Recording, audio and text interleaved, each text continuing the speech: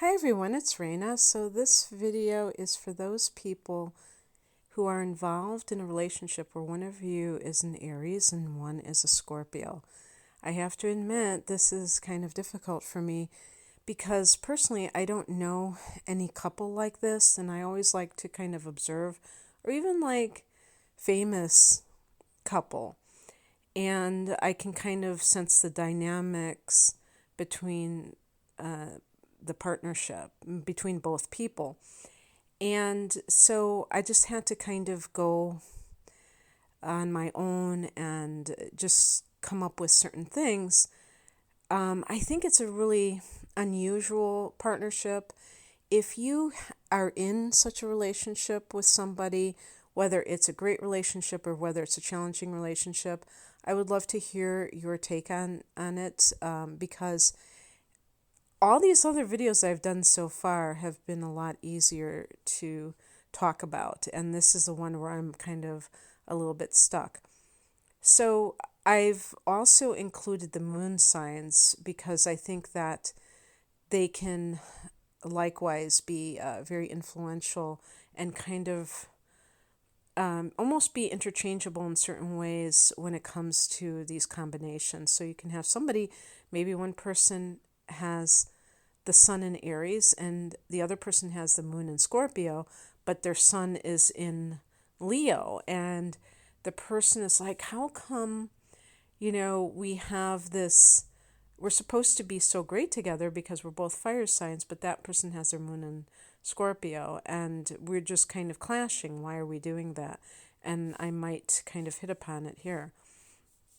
And I actually love this kind of relationship analysis. And so if you are interested in that kind of thing, if you're dealing with somebody and you are kind of in an impasse or you're having a hard time understanding them, check out my relationship reading. I'll put the link below and you can see, what my offerings are. But this kind of relationship is definitely passionate. Let me just, the only way I can crack this coconut, so to speak, is to talk about what each sign represents. So Aries is a cardinal fire sign, and it's ruled by Mars, the god of war.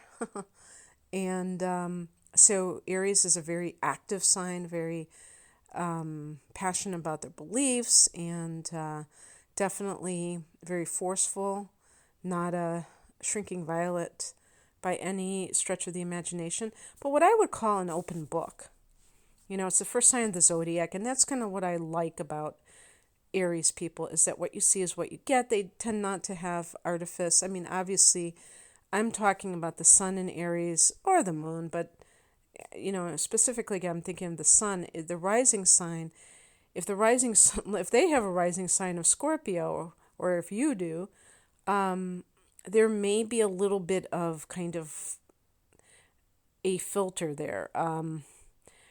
I actually know somebody who has Cancer rising and the sun in Aries, and there's always like that kind of you can tell that something is not quite aligning because the person's nature and what they're presenting as are quite different. And this can happen with any sign, but because Aries is so straightforward, when they have that kind of persona that is a lot different than what they really are, it makes it hard for other people to truly maybe believe them, that they're being authentic and not phony, or that they can't really understand where this person is coming from. So in that sense, that could be a little bit different, but typically an Aries person is very straightforward, and a Scorpio person is a fixed water sign. So we have fire and water, and Scorpio is ruled by Mars and Pluto. So both of these signs have Mars as at least one of the rulers, okay? And Pluto, that's a whole other can of worms, because Pluto is the god of the underworld, I think you'd call it. And so that brings up issues of secrecy, power issues. And, but anyway, I would say, first and foremost, whenever you have a water sign and especially if you're comparing sun signs, and one person is fire and one person is water, the water person is sometimes going to extinguish the fire of the fire person, because water signs tend to be very they're coming, well, they not just tend to, they're coming to the world from their emotions. And so that can mean their emotional needs. That can mean, even if you're talking about material issues, they can be very protective over that area of life. And an Aries person tends to live life in the moment. So the Scorpio person may think, oh gosh, this person is being irresponsible, and they can put out the fire by their demands, by their general attitude towards life. That could make the Scorpio person feel like this.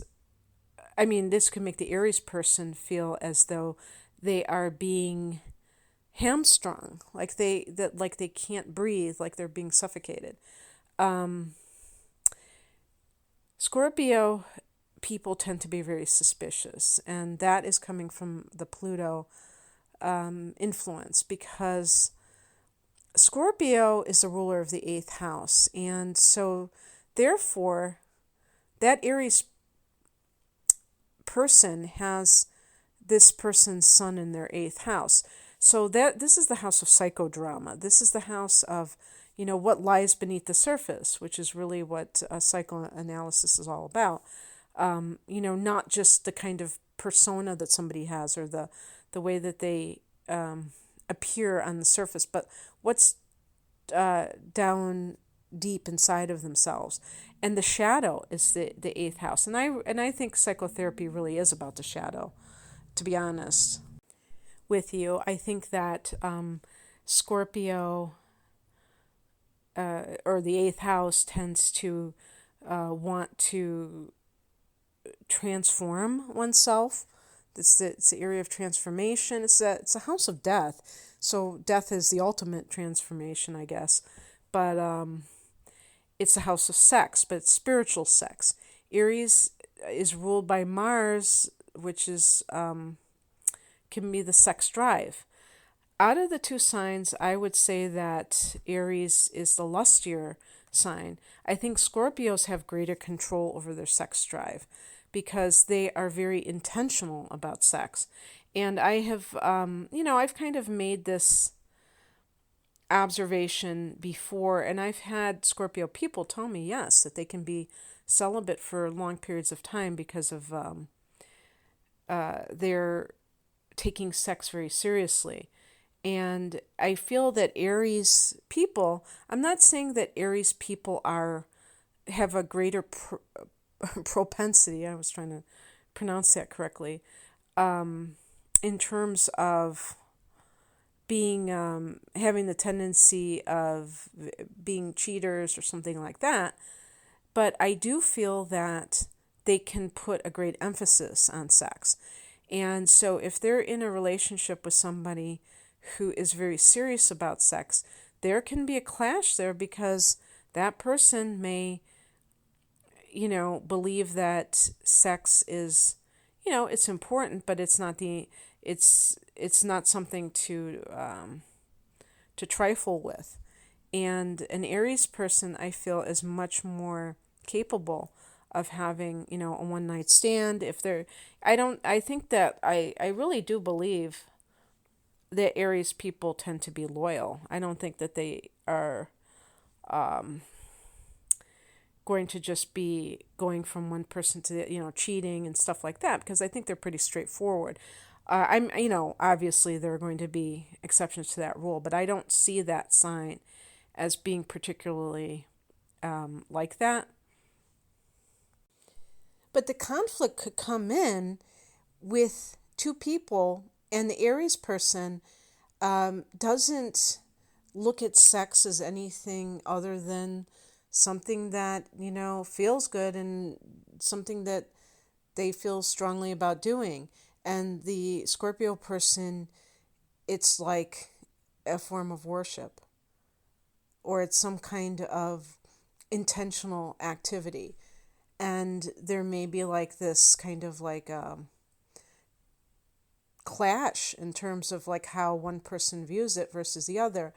And I want to get to a more important situation that, or serious situation that can overshadow a lot of things with this partnership, is the issue of power struggles, because both signs are ruled by Mars, and of course with Scorpio, then it also has Pluto. You're looking at two strong-willed individuals, and Scorpio is also a fixed sign, so they tend to they tend to be rigid and not give in, and stick to their guns and dig in their heels. Can I think of any other cliches out here? But Aries is like my way or the highway. I want to do what I want to do, but also even can be controlling. Cardinal signs tend to want to, I think, control their environment, control their world. And this is one of the reasons why I believe that cardinal signs a lot of times have really good success when it comes to their work life. But it could be in their relationships that they struggle. And yes, this is like a broad brush. This is a generalization. I'm not saying that all Aries people struggle in their relationships. But I am saying for ones who do, they feel a little bit frustrated if they have a pattern of relationships not working out. The best thing that these people can do is look at themselves in the mirror. How willing are they to cooperate? How willing are they to go along with somebody else's desire? Like, something as silly as who gets to choose what movie you go to see. And if the Aries person always wants their way, and they're very fixated on having things their own way, that's going to create resentment in the other person. But in this particular combination, the Scorpio person isn't much better in that department. Fixed signs tend not to try to control others in an overt kind of way. An Aries person can be very bossy in a very clear-cut way. A Scorpio person or other fixed sign does so. They can try to control others through their immobility, or whatever you want to call it, their immovability. I don't know if there's even such a word, but just by the sheer fact that they are, set in their ways, they may force the other person to conform to their wishes. But with this Aries individual, that's where they may find that it's not that simple, that they can't do it because they have met their match and then some. So, needless to say, this combination, it can be very sexy and passionate, but it can be full of drama in some cases, maybe in a lot of cases. That's why I'm asking if any of you have experienced a relationship with this combination, and whether you're not with that person anymore, but you just wanted to listen to this because out of curiosity or what have you, or if you're currently with that person and you're not getting along, or if you are getting along, let me know, because I am curious, especially with this combination. I don't have experience with it personally. Speaking especially about moon signs, if one or both of you have that combination of Aries and Scorpio, this can be pretty challenging because both of these moon signs are not trips to the beach in terms of, having this placement. I'm not saying, oh, it's so bad to have either one, but remember we're talking about emotions. Emotions can be quite complicated and convoluted, and a person with the moon in Aries can be very volatile. And it's almost like a 2-year-old having a grand mal hissy fit. And it's like if they don't get what they want when they want it, such a lack of patience with Aries, that kind of fuels their volatility. Sometimes it's like I want it now, and it's like, just kind of like being very impatient and brusque with people emotionally, like just kind of brushing off. That could be the big thing.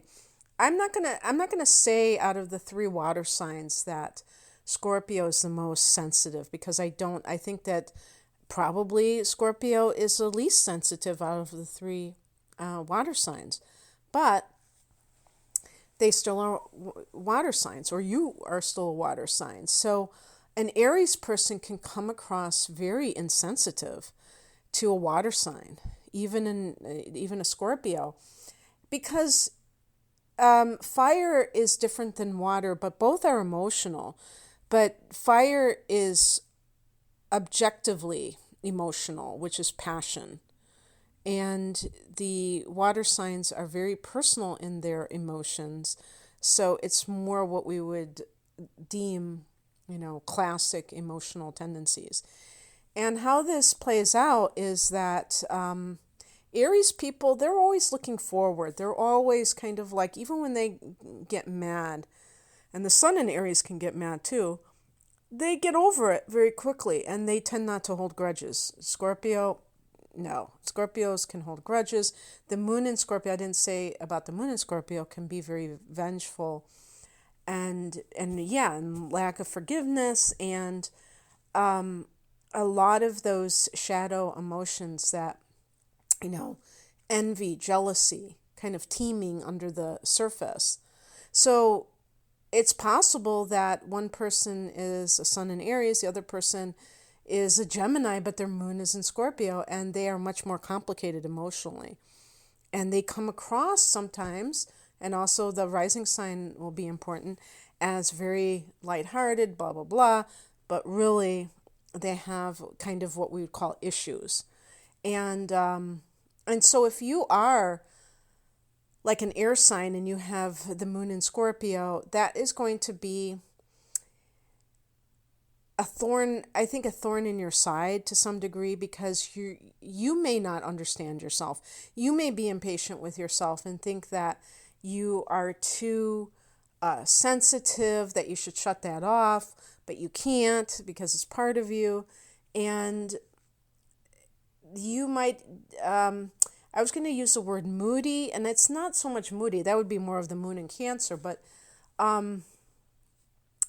just this, especially if you're like an air sign, you may be like, why do I have this, part of me that I'm really not jealous, but I feel like when I'm in a relationship, I feel very threatened by my partner possibly talking to somebody else. Or if I can't get a hold of them, my mind starts going, I start, thinking the worst. That's the moon in Scorpio, the trust issues, the suspicious nature that is on an emotional level, because the person fears being abandoned, and being, betrayed is a form of abandonment as well.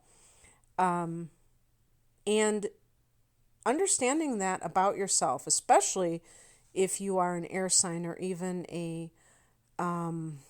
an earth sign that likes to be very rational, can make a difference, where you accept that you have this part of yourself. I was going to say, accept this crazy part of yourself, because it might feel crazy to you to be so different in your attitudes versus your emotional output, and you might say, what is going on here? Well, it's because some people are much more complicated because they have other things going on. So, it is what it is. But in relationships, you have to be able to admit that. And, the moon in Scorpio can be very secretive emotionally. And that can drive the Aries person crazy because they want everything to be out in the open. So I think that like any other type of relationship, this is not unique to this type of relationship. There have to be adjustments on both ends. Nobody can have their way all the time. So if you are in this type of relationship and maybe you've had some issues, think about how you're handling things. Are you cooperative enough? Are you flexible enough?